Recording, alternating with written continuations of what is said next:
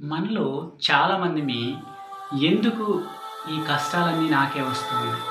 ఎందుకు ఈ శ్రమలన్నీ నా మీదే దాడి చేస్తూ ఉన్నాయి? ఎందుకు ఈ శోధనలన్నీ నన్నే చుట్టుముడుతూ ఉన్నాయి? ఎందుకు ఈ కష్టాలు, ఈ కన్నీళ్ళు, ఈ బాధలు, ఈ శోధనలు, ఈ ఫైనాన్షియల్ అప్పులు ఇవన్నీ నాకే ఎందుకు వస్తూ ఉన్నాయి? ఎందుకు నేను నమ్మిన దేవుడు నా ప్రార్థన ఆలకించడం లేదు? ఎందుకు నాకు జవాబు ఇవ్వడం లేదు?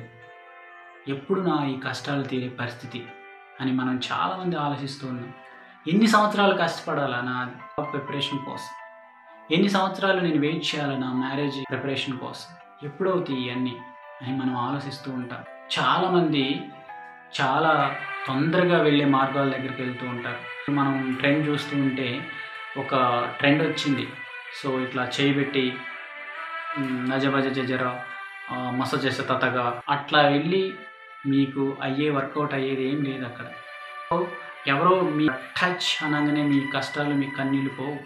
దేవుడు ఒక నియమం పెట్టాడు బైబిల్లో. మనందరం తెలుసుకోవాల్సిన అవసరం ఉంది. మన కష్టాలు ఎందుకు వస్తున్నాయి, మన శ్రమలు ఎందుకు వస్తున్నాయి, మన బాధలు ఎందుకు వస్తున్నాయి, నాకే ఎందుకు ఇవన్నీ నా చుట్టూ ఎందుకు ముడుతున్నాయి అనే విషయాలు మనం చూస్తే, దేవుడు బైబిల్ ప్రకారం ఒక నియమాన్ని ఫాలో అయ్యాడు. కొన్ని ఆజ్ఞలు ఇచ్చాడు. ఆజ్ఞలు మనం ఫాలో అవ్వాల్సిన అవసరం ఉంది.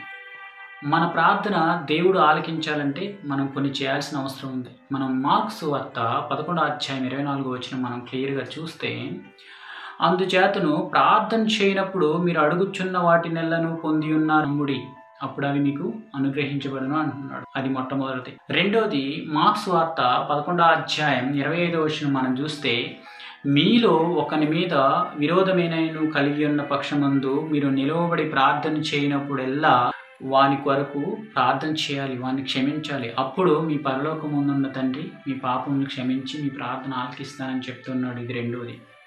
మూడోది, యోహాను సువార్త 9:31 ఎప్పుడు కూడా మన హృదయంలో ముద్రించుకోవాల్సినది. దేవుడు పాపుల మనవి ఆలకింపడని ఎరుగుదుము. ఎవడైనడు దేవభక్తుడై ఉండి ఆయన చెప్పిన నియమం ప్రకారం పాటించిన ఎడల ఆయన ప్రార్థన ఆలకిస్తానని చెప్తూ ఉన్నాడు. సో కాబట్టి మన హృదయంలో ఇటువంటి పాపాలన్నీ, పెట్ సిన్స్, హిడెన్ సిన్స్ మన దగ్గర ఉంచుకొని మనం ఎవరి దగ్గరకో వెళ్ళి మస చేసే తతగా భరణ బబరవ నజబజ జజరా అని ఎవరైతే పలుకుతారో వాళ్ళు అలా చెయ్యంగానే మన పాపాలు ఏం పోవు. దేవుడు నియమాన్ని ఇష్టపడతాడు. ఈ మూడు ఎవరైతే చేశారో దేవుడు వాళ్ళ ప్రార్థన ఆలకించాడు. మోషే ప్రార్థన దేవుడు ఆలకించాడు. యెహోషువ ప్రార్థన దేవుడు ఆలకించాడు. అలాగే హన్నా ప్రార్థన దేవుడు ఆలకించాడు. మన ప్రార్థన కూడా దేవుడు ఆలకిస్తాడు ఆయన నియమాన్ని ఫాలో అయితే.